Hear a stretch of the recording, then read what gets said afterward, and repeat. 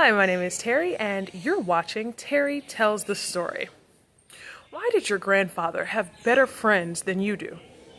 If you look at photos from the 1970s and early 80s, you see something that would cause a modern alpha influencer to have a meltdown.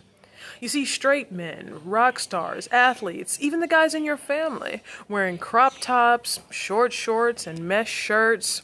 They were flamboyant, they were experimental, and they were physically affectionate. They sat close, they hugged, they leaned on each other without a second thought. But then, almost overnight, the clothes got boxy, the shorts got long, and the touch stopped. Men retreated into a rigid, lonely shell. What happened? Most people will tell you that fashion just changed, but they're lying. What happened was a national panic that effectively lobotomized the straight male friendship. To understand what we lost, we first have to look at what was normal. In the 70s, masculinity wasn't a cage, it was a performance. Being tough didn't mean being plain. You had icons like Mick Jagger and Prince, men who were global sex symbols for women, wearing lace, makeup, and silks. This wasn't gay fashion, this was peacocking. It was the straight male biological drive to be the most vibrant thing in the room to attract a mate. More importantly, the social proximity was different. Look at old sports footage. When a teammate scored, the celebration wasn't a brief high five from a distance. It was a full body embrace. There was a tactile brotherhood because at the time, there was no identity police waiting at the corner to strip you of your straight card for touching your best friend's shoulder. Then came the mid-1980s. The AIDS epidemic didn't just bring a health crisis, it brought a witch hunt. Because the disease was labeled as a gay plague, the social cost of being misidentified as gay went from an insult to a death sentence. For a straight male in 1987, looking too flamboyant or being too close to another man wasn't just a style of choice anymore. It was a social liability. A gay panic swept the nation. To survive socially, straight men had to engage in hyper-heterosexual performance. They traded the crop top for oversized, boxy flannels and baggy jeans. They traded the peacock for the buzz cut. They stopped the physical affection. They had to create as much visual and physical distance as possible from anything that could be pointed at by a finger of suspicion. They traded their comfort and self-expression for a shield of blandness. By the 90s, the concrete had hardened.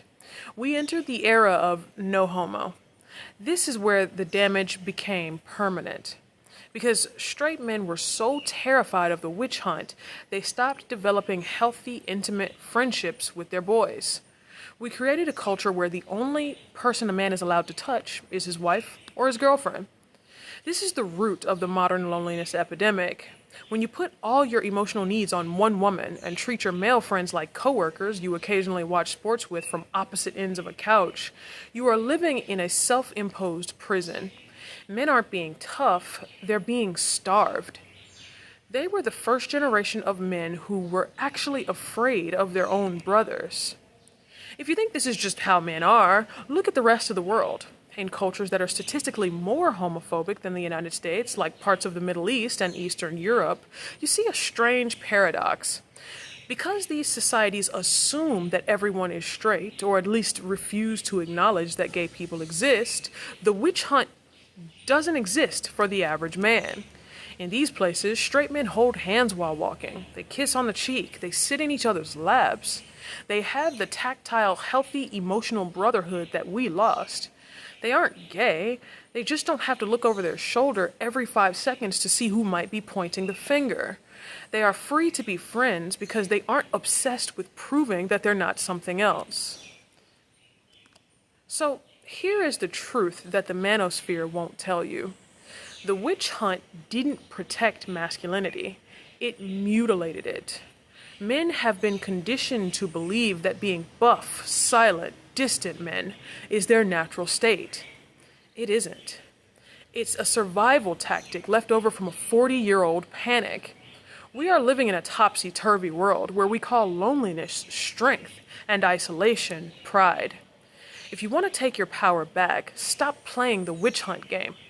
Real confidence isn't found in a boxy suit or a distant stare.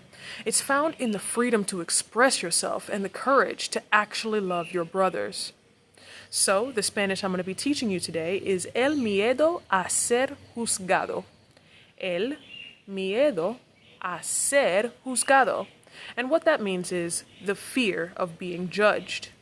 If you like this video or you learned something new, drop a like down below.